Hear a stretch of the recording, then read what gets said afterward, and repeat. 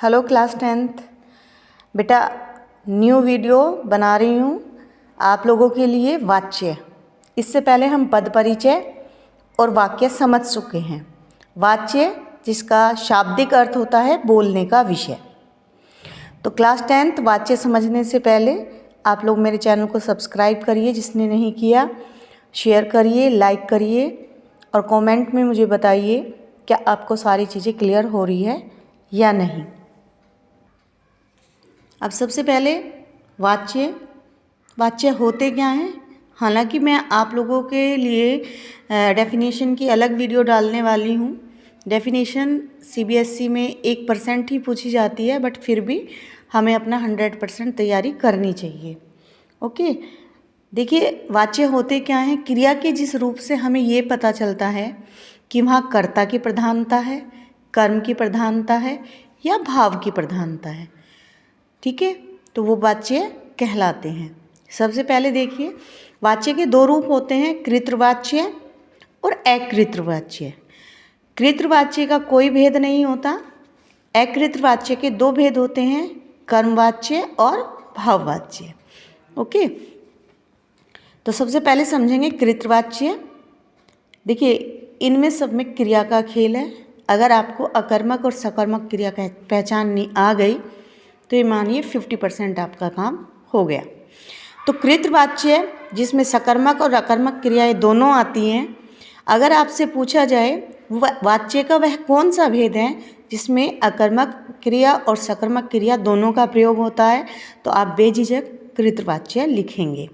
कृतवाच्य जिसमें कर्ता की प्रधानता होती है, कर्मवाच्य जिसमें कर्म की प्रधानता होती है और क्रिया केवल होती है सकर्मक क्रिया, भाववाच्य जिसमें अकर्मक क्रिया होती है और इसमें भाव की प्रधानता होती है। तो इन चीज़ों को रट लीजिएगा, मे भी एक क्वेश्चन आ सकता है।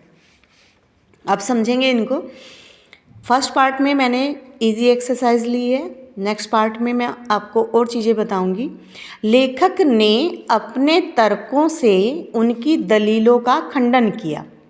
ओके, ये हमारा पहला वाक्य है। तो जब आपको सेंटेंस में ने दिख जाए बेटा, वहीं पर रुक जाना। अगर सेंटेंस में ने है तो वहीं पर रुक जाइए, ज़्यादा सोचने की ज़रूरत नहीं है।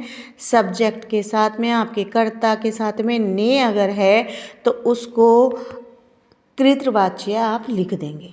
कर्ता की प्रधानता है, लेखक ने ये किया, अध्यापिका ने पढ़ाई कराई, या फिर नेताजी ने भाषण दिया। ने जहाँ भी आ गया, किसान ने हल चलाया, बादलों ने वर्षा की, वर्षा कर, तो ये ने आते ही बादलों के साथ में तो आप क्या लिखेंगे? कृतवाच्य। ये बहुत ही आसान है, सबसे पहली पहचान।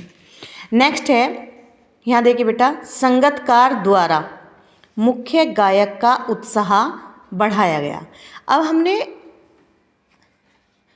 दो चीज़ गोले में करी हुई है, यहाँ पर सर्कल की हुई है, द्वारा और उत्साह। अगर हम यहाँ लिखते संगीतकार ने मुख्य गायक का उत्साह बढ़ाया तो ने आ जाता, फिर कुछ सोचने की ज़रूरत नहीं है। हम लोग क्या करते, उसको कृतवाच्य लिख देते। बट यहाँ पर क्या है? द्वारा। तो यहाँ पर आपका माथा ठनक जाना चाहिए। आपको अब सोचने की ज़रूरत है कि ये कर्मवाच्य है या भाववाच्य है। द्वारा आते ही कृतवाच्य नहीं है, उसको लाइन से अलग कर देंगे। संगीतकार द्वारा मुख्य गायक का उत्साह बढ़ाया गया। अब आप लीजिए अपना सब्जेक्ट और क्रिया पकड़िए, उससे क्वेश्चन करिए, क्या या किसको। ये दो क्वेश्चन आपको करने हैं।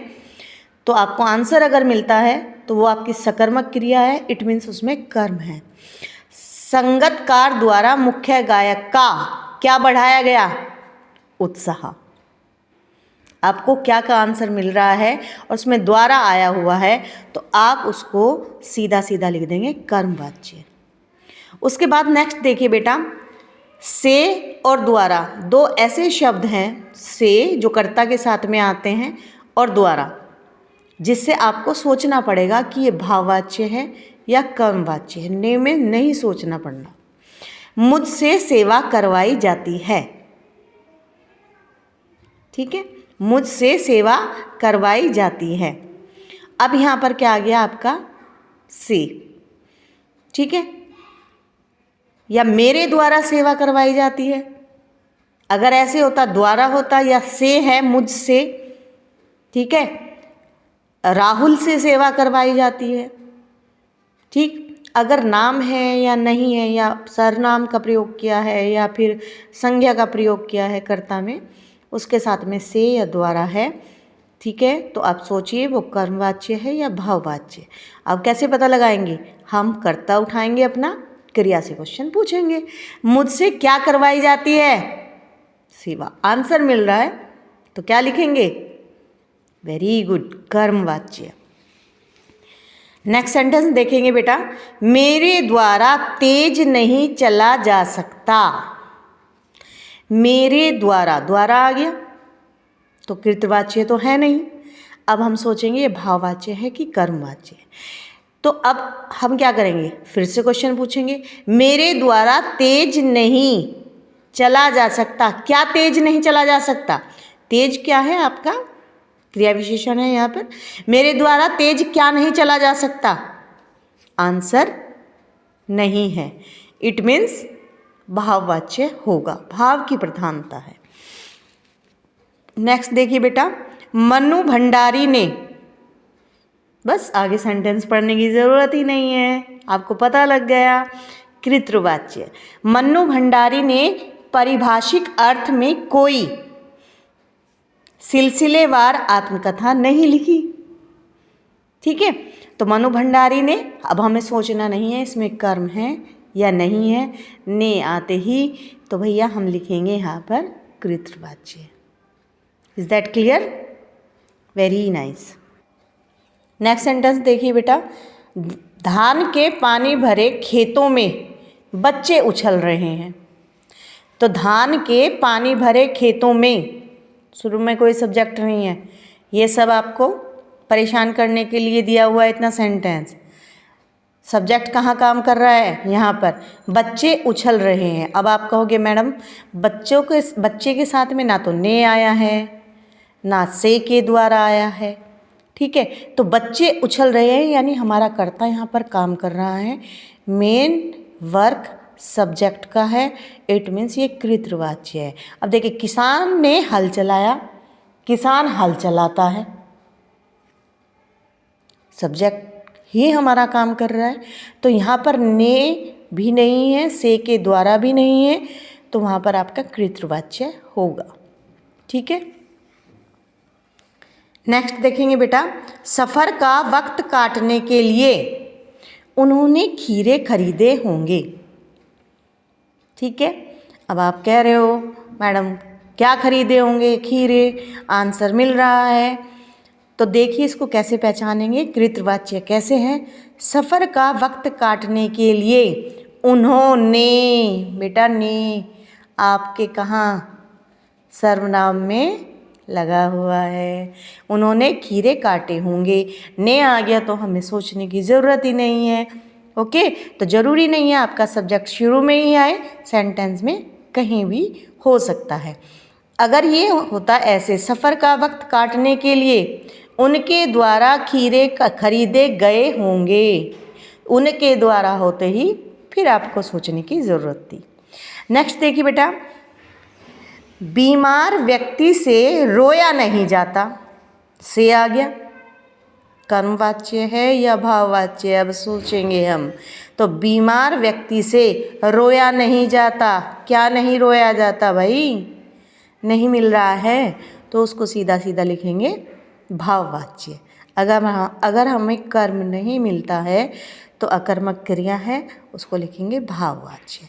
नेक्स्ट देखिए बेटा ध्यान से, कविता की रचना की गई, कहीं सब्जेक्ट नहीं है, से के द्वारा नहीं है। तो जब आपका कर्म है यहाँ पर, तो अब यहाँ पर सब्जेक्ट तो है ही नहीं कहीं पर भी। अब तक हमने सब्जेक्ट के पहचाने सारे। जब कर्ता ना हो तो थोड़ी सी इमेजिनेशन बढ़ा लेते हैं, कल्पना शक्ति को थोड़ा सा जगाइए अपनी, तब लिखेंगे यहाँ पर। अब आप अपना नाम कोई भी सोच लीजिए, जिसका जो भी नाम है। लाइक मेरा नाम अर्चना है। अगर मैं इसको लिखूँ अर्चना ने कविता की रचना की गई, सेंटेंस बैठ रहा है सही ना। अर्चना द्वारा कविता की रचना की गई, ऐसे सही है। तो द्वारा आ गया हमारी इमेजिनेशन में और हमें कर्म मिल रहा है। अर्चना द्वारा क्या रचना की गई? कविता की, या किसकी रचना की गई? कविता की। ओके, तो अभी हम क्या करेंगे, यहाँ पर क्या बन गया हमारा? कर्मवाच्य। नेक्स्ट देखो बेटा, गरीबों में जूते बांटे गए, बांटे, गरीबों में जूते बांटे, तो यहाँ पर क्या है? सब्जेक्ट नहीं है। अब क्या करेंगे? अपनी कल्पना शक्ति को जगाएंगे। अब यहाँ लिखेंगे हम, सीमा ने गरीबों में जूते बांटे। सही लग रहा है? सीमा ने गरीबों में जूते बांटे। अब सीमा ने आ गया है, फिर कुछ सोचने की ज़रूरत नहीं है, सीधा लिखो कृतवाच्य। नेक्स्ट देखिए बेटा, खूब खिलखिलाया गया, यहाँ भी सब्जेक्ट नहीं है, ठीक है।